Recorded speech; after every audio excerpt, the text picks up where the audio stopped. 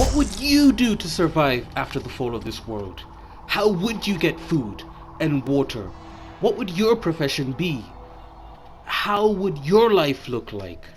Leave a comment below, people, as I'm curious to find out what actions y'all would take to survive if this civilization we've gotten so used to collapsed. First, I think the kind of life one would live, their profession in the new fallen world, would not only depend on who one was in the old world, but would follow from crucial decisions that a person made after surviving the chaos.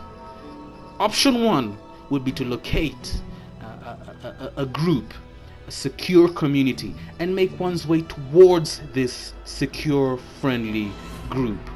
At this point, one would hole up with this group, attain considerable safety and security in numbers, access to valuable resources including food, shelter, and water.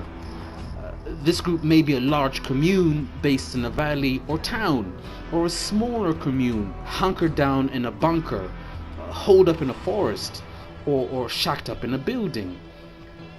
Life in a commune would then provide an array of options as far as occupations and what one would do after the world fell. In these communes, for example, you find soldiers, you'd find farmers, you'd find fishermen and women and game meat hunters, you'd find gunsmiths and armorers, you'd find mechanics and engineers, you'd find swordsmiths, you'd find cooks. In communes, you'd likely also find medics. So all in all, there'd be quite a variety of professions and lifestyles and activities, and there'd be a lot of options once one would find a community that they could hole up in and be part of in this new post-apocalyptic world. Option 2, or the second survival strategy or survival life, is what I call the lone wolf survival strategy. This would basically entail running far away from society, as far away from people as possible, and finding an isolated, hidden place to shack up and hide. Now, this place may be a spot in the woods, or a cave in the mountains, or some hidden crevasse. Wherever this place would be, it would have to be well hidden from other people, wildlife, and the infected, for example. This place would also need to afford access to food, water, as well as protection from the elements. Because the lone wolf would avoid other humans at all costs, they'd have to have the means and the know-how to protect themselves and fend off vicious attacks from hostiles, whether human hostiles or hostile animals, etc. They'd need to be well armed. The lone wolf would need to be well armed and would need to be able to fight. The lone wolf would also have to have a know-how in farming. That pretty much needs to be basically a basic farmer. They need to be at least able to plant, tomatoes and a few fruit here and there, if possible even maize and wheat. The lone wolf would benefit tremendously if they knew how to fish. They need to be a fisherman. They'd also need to be a hunter, and they'd need to be able to hunt wild animals.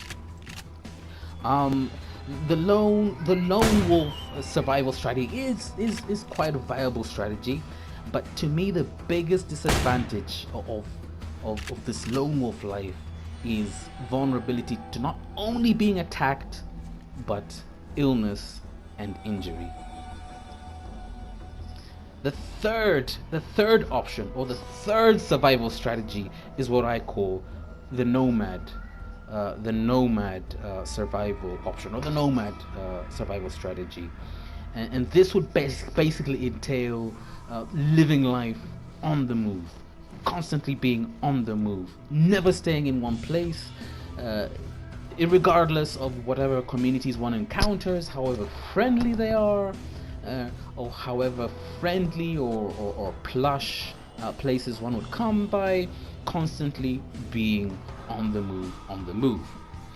Now, this is possible on foot, but practically, I only see this survival strategy being possible if one had some form of transportation or vehicle for the perpetual journey. And this vehicle would need to be sturdy. It would need to provide protection from the elements, from rain and from wind and from cold, which is pretty much what a person would encounter if they were constantly on the move.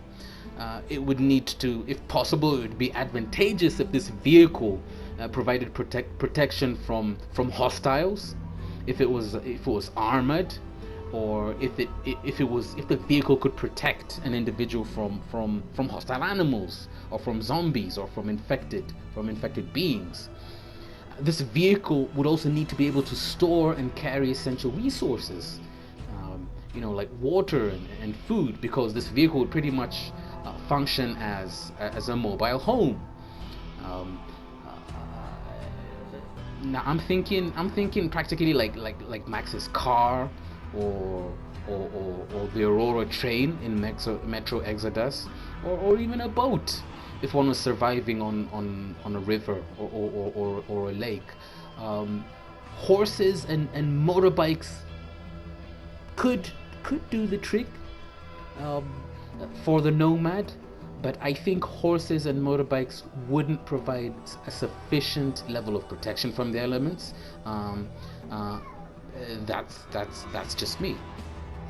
Also, the nomad, like the lone wolf, the nomad would have to be able to protect themselves. They need to be armed. They need to be able to fight. They need to know how to engage in close combat and how to engage in ranged combat, and they need to have weapons to protect themselves with. Career options to me, or sustenance for the nomad, like the lone wolf, would be pretty restricted. I'm thinking the nomad would be a bounty hunter for communities that they pass by, looking for escapees, going on missions, seeking revenge. The nomad, alternatively, may survive as a merchant, as a scavenger and merchant, picking up things, acquiring valuable, unique trinkets, buying things from groups and people that they come along, selling these items to other groups, and to other people. The disadvantage, in my view, of the nomad survival strategy is that it pretty much limits a person's ability to thrive and survive. At least with the lone wolf, one would be able to farm and to make a big farm and to build a well, that would become a source of water. But for the nomad, it would be very difficult to thrive, unless thriving would be around their vehicle, because the nomad would be pretty much constantly mobile and constantly on the move, and they'd need to be pretty much light. Now the last survival option number 4 in my view would be what I call the bandit option, or the criminal option, or the marauder option, or the psycho option. And this would pretty much, as you guess, be just surviving by preying on other people, looking for weak people, hunting weak people, stealing what people have, stealing other people's food, stealing other people's water, stealing their property, stealing their possessions, violating them, and in the worst case scenario, even eating other people. So there you go. There you have it. Those are my takes on how a person could survive after the post-apocalypse. leave me a like and subscribe if you enjoyed the video, and please leave a comment. How would you survive?